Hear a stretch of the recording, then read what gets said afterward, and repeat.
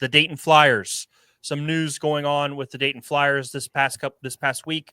Javon Bennett, Emil Latong, Jacob Connor, Hamad Musa, and Juwan Simon have all committed to playing for Dayton again next season. I would say for sure out of those two guys, Javon Bennett will be the starting point guard for the Dayton Flyers, and Emil Latong will be the starting center for the Dayton Flyers. That leaves three positions, Jordan: shooting guard, small forward, power forward, in your typical starting lineup, still available. We did have a meeting on the books with Cam Kraft, the scorer from Miami of Ohio. That meeting never took place. For whatever reason, that got canceled.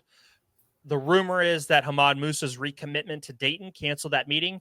And if that's true, we've got issues, Jordan. We've got really, really big issues, Jordan, because Cam Kraft is a legitimate scorer. He is a legitimate starting quality shooting guard. He's a guy who shot 43% from three-point land last year, who averaged almost 14, 15 points a game. If that's true, we've got big issues here, Jordan, because while Hamad Musa does have potential, he showed virtually nothing last year in his limited role. To be fair, limited role. Showed a lot of nothing last year. So that does worry me a little bit, Jordan.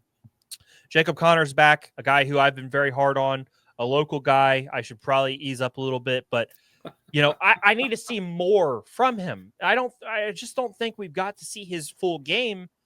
And I don't know if that's his role last year was the problem, but he did not play good basketball for a vast majority of the year. So I'm looking to see if he makes improvements over the offseason. And then Simon is a guy who I've enjoyed. I like watching. I like his energy. I like his toughness. I like the fact that he's a willing defender. He's not the best defender, but he's a willing defender. And he's a guy who's willing to stick his nose in on possessions and get offensive rebounds, defensive rebounds when we need one. It's interesting, Jordan, because right now, if you look at the roster, it's Javon Bennett, Emil Latong, like I said, Jacob Connor, Hamad Musa, Simon, and then we got two freshmen coming in. Aaron McKee's son, if you remember him from the 76ers back in the day, his son's coming in. And then we've got Damon Fryery from up north, up in Ohio, who are coming in. That's 7 guys. There's a lot of roster space still left here, and I haven't seen a ton of good results so far from the transfer portal. Dayton's definitely dipped their foot in, but the visits and things like that have not been happening, and that's not great right now. So what are your thoughts?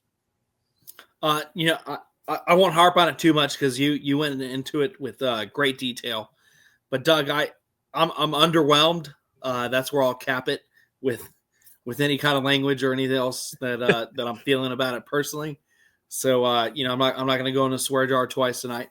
But underwhelming, like you said. It just you always want to trust who's there as a coach. You see it through a different spectrum than the AP media, than us, than other rivals across the league and NCAA. So maybe Anthony Grant knows something that we don't. We always want to keep that with a grain of salt when I say that, because there's a reason he's a coach. So you would hope that maybe he sees something for the future that we don't, if some of these meetings aren't happening. And like you said, especially Connor's potential and stuff like that, he's been hard on himself as well. And I know this from a little bit outside sources, so not name dropping, but that's something that he's going to be in the lab this year to definitely work on his game. So those are positive things to hear when you hear that from the actual player's perspective, saying, yes, I need to come out here and I need to do better for my team. So I was happy to hear those things.